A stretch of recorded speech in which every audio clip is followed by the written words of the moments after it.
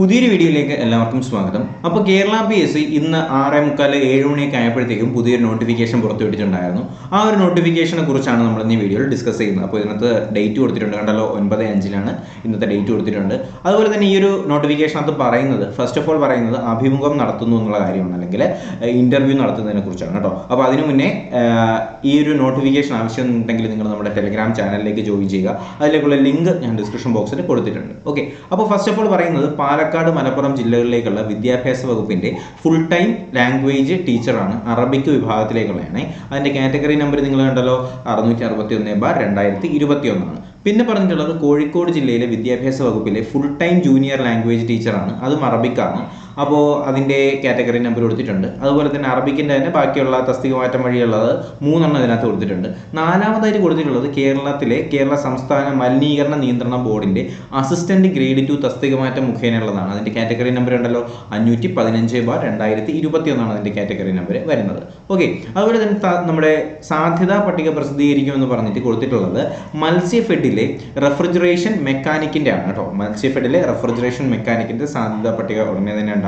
214/2020 അതുപോലെ തന്നെ 215/2020 category number ആയിട്ട് വരിക.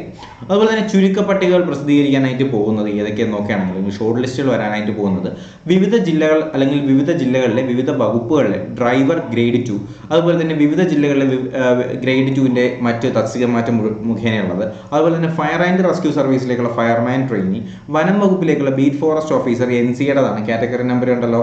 ഓക്കെ, അപ്പോൾ ഇത്രയും തസ്തിക മാറ്റം വഴിയുള്ളതും അതുപോലെ തന്നെ ബാക്കിയുള്ള ജനറൽ കാറ്റഗറീസിൻ്റെ ആയിട്ടുള്ള ചുരുക്കപ്പട്ടികകളാണ് ഉടൻ പ്രസിദ്ധീകരിക്കാനായിട്ട് പോകുന്നത് എന്ന് എന്ത് ചെയ്യുന്നുണ്ട്, ഈ ഒരു നോട്ടിഫിക്കേഷനകത്ത് വളരെ വ്യക്തമായിട്ട് പറയുന്നുണ്ട്. ഓക്കെ, അപ്പോൾ ഇന്ന് നിങ്ങളെല്ലാവരും അറിഞ്ഞാണ് നമ്മൾ കേരള പബ്ലിക് സർവീസ് കമ്മീഷൻ്റെ ആസ്ഥാനത്തിൽ ഒരു ചെറിയ മീറ്റിംഗ് പോലെയൊക്കെ സംഘടിപ്പിച്ചിട്ടുണ്ടായിരുന്നു. അത് പല ജില്ലകളിൽ നിന്നുള്ള വിദ്യാർത്ഥികൾ അതിൽ ആക്റ്റീവായിട്ട് പാർട്ടിസിപ്പേറ്റ് ചെയ്തിട്ടുണ്ടായിരുന്നു. ഇനിയും ഇതുപോലെ ഉണ്ടെങ്കിൽ തീർച്ചയായിട്ടും നിങ്ങൾ എന്ത് ചെയ്യുക, നിങ്ങളും അതിലേക്ക് അംഗമാവാനായിട്ട് അല്ലെങ്കിൽ ആ ഒരു സമ്മേളനം നിങ്ങൾക്ക് എത്താൻ കഴിയുന്നതാണെങ്കിൽ തീർച്ചയായിട്ടും എത്താനായിട്ടൊക്കെ ശ്രമിക്കുക. കാര്യം നമ്മുടെ പാർട്ടിസിപ്പേഷൻ അല്ലെങ്കിൽ നമ്മുടെ പങ്കെടുക്കൽ അല്ലെങ്കിൽ ആളുടെ എണ്ണം കൂടുക, അല്ലെങ്കിൽ നമ്മുടെ ഒരു പാർട്ടിസിപ്പേഷൻ എന്ന വലിയൊരു പ്രാധാന്യം തീർച്ചയായിട്ടും അതിനകത്ത് ഉണ്ടാകും. വാർത്താ പ്രാധാന്യം വളരെ ഇമ്പോർട്ടൻ്റ് ആയിട്ടൊരു കാര്യമാണ് അല്ലേ. അപ്പോൾ എന്തായാലും ഉദ്യോഗാർത്ഥികൾ എത്തുക, ഉദ്യോഗസ്ഥരെ കണ്ണു തുറക്കട്ടെ, കേരള PSCയും കേരള ഗവൺമെൻറ്റും കണ്ണു തുറക്കട്ടെ എന്ന് തന്നെ പ്രതീക്ഷിക്കുന്നു. അപ്പോൾ പുതിയ നോട്ടിഫിക്കേഷൻസ് അതുപോലത്തെ ക്ലാസ്സുകൾക്കുമായിട്ട് തീർച്ചയായിട്ടും എന്ത് ചെയ്യുക, ചാനൽ സബ്സ്ക്രൈബ് ചെയ്യുക, ബെൽ ബട്ടൺ കൂടി എനേബിൾ ചെയ്തുകൊണ്ട് വീഡിയോസ് എത്തുന്നു എന്നുള്ള കാര്യത്തിൽ ഉറപ്പുവരുത്തുക.